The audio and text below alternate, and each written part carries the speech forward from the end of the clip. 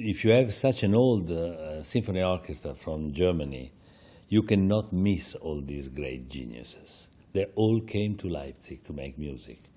Richard Strauss, although he was very highly celebrated as an opera composer in the Semperoper in Dresden, was very regularly conducting his own music programs in Leipzig. And it was a very important point because then Furtwängler also brought on more and more his music.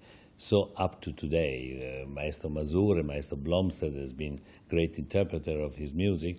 And I think it's very interesting to come to the point of the 3 programs in Paris, because the idea is to bring the 6 tone poems in 3 evenings, which is a massive project, with alternation to 3 Mozart concertos. A piano concerto with Maria Joao Pires, a musician who I do music with since more than 20 years. Martin Fröst, which for the first time will play together with me and the orchestra, and a very, very well-known clarinetist. And Mr. Tetzlaff as a soloist for the Mozart Violin Concerto, whom I did play a lot in the recent years together. All these plus the phenomenale Metamorphosen of Strauss. You see, in that program you have a central part, which are the farewell compositions. The Clarinet Concerto of Mozart was the last composition before he died, and so it was also Metamorphosen for Richard Strauss, where you have this very moving quotation of the Eroica Marcia Funebre at the end. And after such a deep, moving spiritual music from Mozart and also Richard Strauss, we will close the cycle with a happy Till Eulenspiegel, which is one of the most revolutionary tone poems that he ever composed. 15 minutes, but 15 minutes of hell for everybody. It's so loved and with rights well known in the world, Till Eulenspiegel, but I can tell you, you are not enough aware of the difficulties. The way he pushed himself as a composer to the extreme of the possibility for a symphony orchestra at the time he composed Till Eulenspiegel is still, to me, every time I conduct the piece, a new revelation.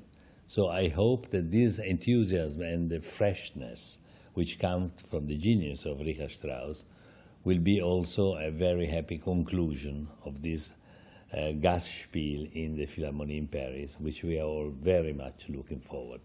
He always said that one of his gods was obviously Mozart, and I think Mozart can stay next to any composer because he's like Bach, you know, he's the center and the omnipotente in music.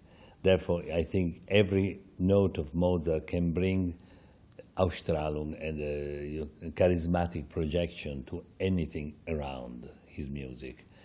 And I see particularly the link, as I mentioned, with the Clarinet Concerto and the Metamorphose for my own personal reasons in terms of these composizioni crepuscolari, I would say. But I think all the other tone poem really fit beautifully around the greatness of Mozart. It was intended masterpieces, major. I mean, we are talking about the most famous concertos of Mozart with great soloists, and every tone poem of Strauss has his own raison d'être. This is the greatness. The language is always the same, but even when he quotes himself, and he played with that, you know, quoting himself through different tone poems, the conception of every tone poem is a complete new idea.